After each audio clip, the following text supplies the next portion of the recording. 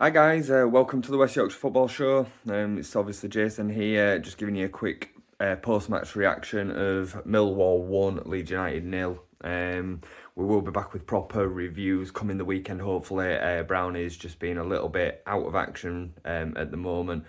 But we will be back with his normal stuff shortly. Millwall 1, Leeds United 0. Always a potential banana skin for Leeds United. The Den's not been somewhere that we've travelled particularly well to certainly the Championship days post relegation from the Premier League. Obviously, last year we did a bit of a number on them, but they're a bit of a different force back under Neil Harris, and we know what we're going to get with Millwall. And if anything, it's the polar opposite of what Leeds United are, and it's exactly the remedy to kind of deal with the way that Leeds United play. They're now 4 straight wins at Millwall, obviously after tonight's result.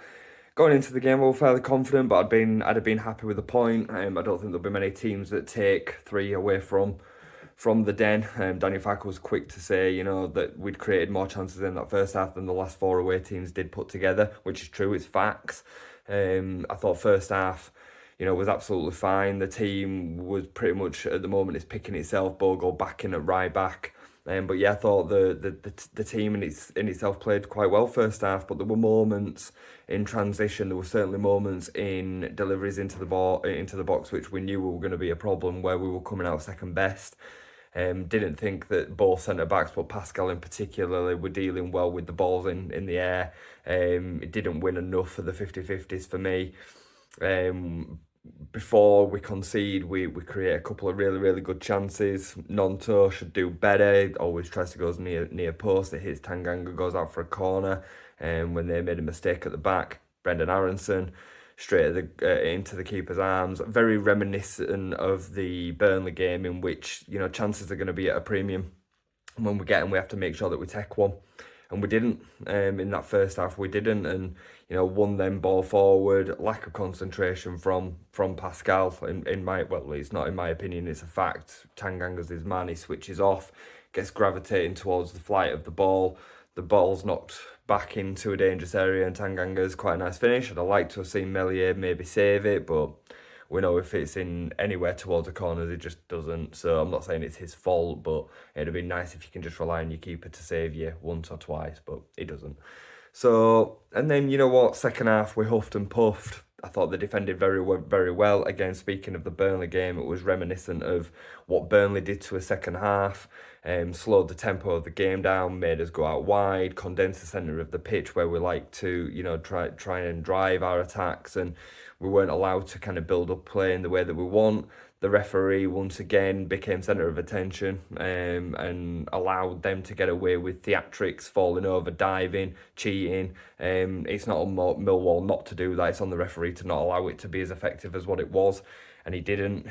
He bought every single Millwall dive and allowed them simultaneously to kick a few of our boys up in the air and not give fouls. So yeah, he certainly was playing to the home crowd, I think. But I don't think the referee was the reason that we didn't come out with the points today, if I'm honest.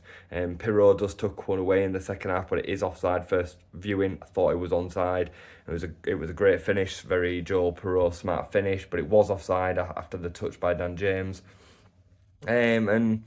Like I say, apart from that, we didn't create enough really in the second half, and that's down to partly because of the way that the referee allowed the game to be played, but more really down to a stalwart kind of Millwall defence and us just not being clinical enough and punchy enough in them right areas. So, but look, Millwall away, if we'd have taken only a point away, we wouldn't have been would have been quite happy. We're 1 point worse off than what we would have been if we'd obviously taken a draw. It's not the end of the world. Plenty of teams are going to go to the Den and lose. They beat Burnley just the other day. Sunderland away at Preston tonight, draw 0-0. I think that they'll be more disappointed about that result than we will be about losing at the Den. I know that sounds crazy because they've picked up a point and we haven't picked up any, but losing away at Millwall is not quite the same as drawing away at Preston. So look, we just have to take it on the chin. No doubt that we'll bounce back at the weekend and take 3 points at Ellen Road. I think this was always probably the banana skin of the set of fixtures that we had before the international break. and we're going to lose games. It's 2 all season that we've lost, so it's just one of them that we now can't lose somewhere else later on in the season. So yeah, I don't think we should be having an absolute meltdown. I do think there were problems from tonight. Just kind of summarizing it and briefing it up, I thought Willie Gnonto had a really poor day at the office. Very, very wasteful in very dangerous positions.